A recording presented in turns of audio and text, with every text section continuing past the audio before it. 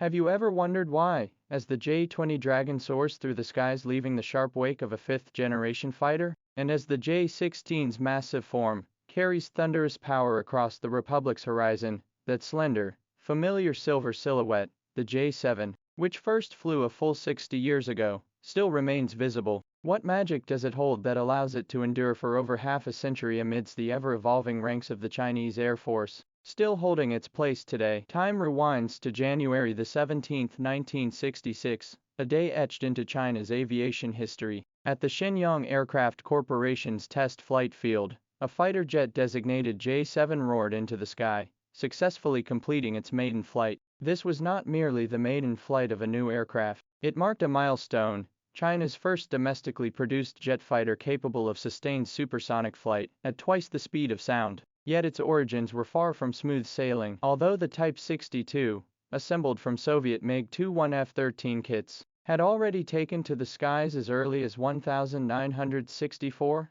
it remained essentially a processed import. The first domestically assembled J-7, completed in 1965, served primarily as a static test platform. It wasn't until the second aircraft took flight in early 1966 that China truly mastered the MiG-21's design, ushering in an era of independent production for supersonic fighters. The initial journey was fraught with hardship. The PL-2 missile, derived from the Soviet K-13, had severe performance limitations that severely constrained the fighter's combat effectiveness. This meant that for a long time, the early J-7 struggled to achieve a qualitative leap in air combat capability. A turning point arrived with the winds of reform and opening up. As China's doors opened, a window for military technology exchange between China and foreign countries quietly opened. In the early 1980s, an export opportunity dramatically accelerated the J-7's evolution. Jordan expressed interest in purchasing the aircraft,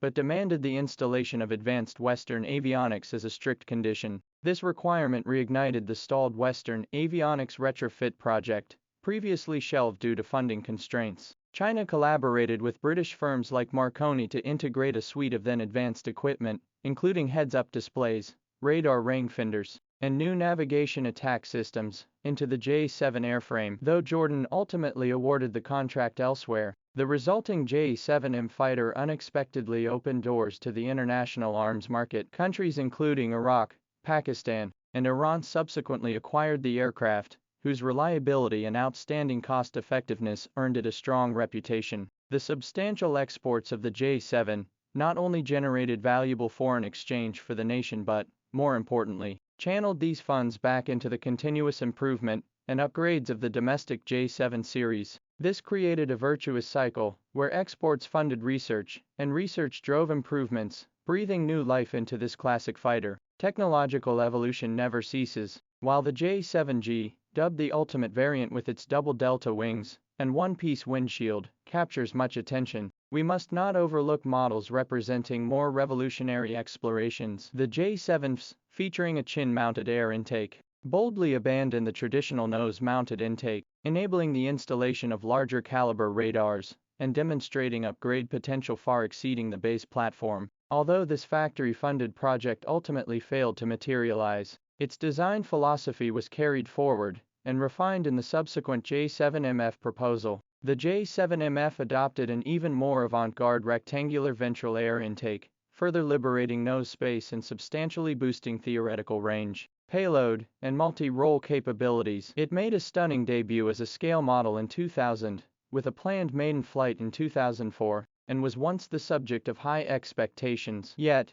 historical decisions often prove unexpected. The rapid maturation and deployment of the domestically developed third-generation J-10 fighter, coupled with the J-7MF's failure to secure overseas customers in a timely manner, ultimately led this imaginative upgrade variant to yield to the tide of newer generation equipment development. While this may be seen as a missed opportunity, it precisely demonstrates that China's aviation industry had by then gained access to more advanced options, eliminating the need to pour all resources into deep modifications of second-generation platforms. So why do some J-7 series fighters remain in service with certain units of our military today, when the J-10, J-11, J-16, and even the J-20 have become the backbone of our Air Force? Its enduring appeal lies primarily in its irreplaceable value for specialized training, The upgraded J-7 variants currently in service, particularly later models, are equipped with helmet-mounted displays and PL-8 dogfight missiles capable of firing at high off-bore sight angles. Combined with their lightweight airframe and excellent subsonic maneuverability,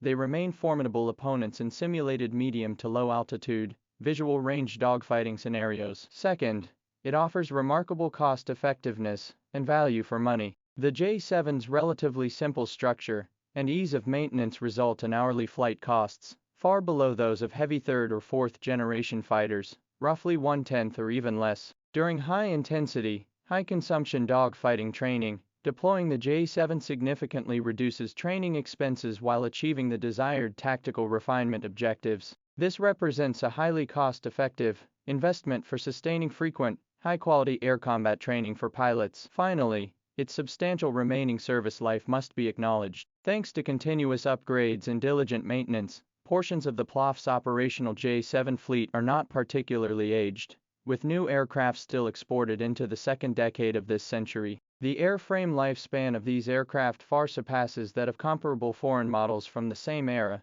with ample flight hours remaining. This stands in stark contrast to the Indian Air Force's MiG-21 series, which faced mandatory retirement due to high accident rates and airframe aging. This difference reflects China's profound expertise in full life cycle management and reliability enhancement of aviation equipment. Thus, when we gaze skyward and see that silver silhouette flying alongside the J-10C and J-16, we witness not merely an aging aircraft, but a living testament to China's aviation journey. It stands as a witness to the evolution from technology introduction to independent innovation, a participant in the transition from pioneering challenges to confident exports, and a supporter in the shift from single-function operations to integrated combat training. The J-7's magic lies in its transcendence beyond mere weaponry. It embodies both a spiritual symbol and a practical tool. Its sleek fuselage encapsulates 6 decades of relentless pursuit and ingenuity by China's aviation pioneers. Its still resounding engine roar plays a symphony of heritage,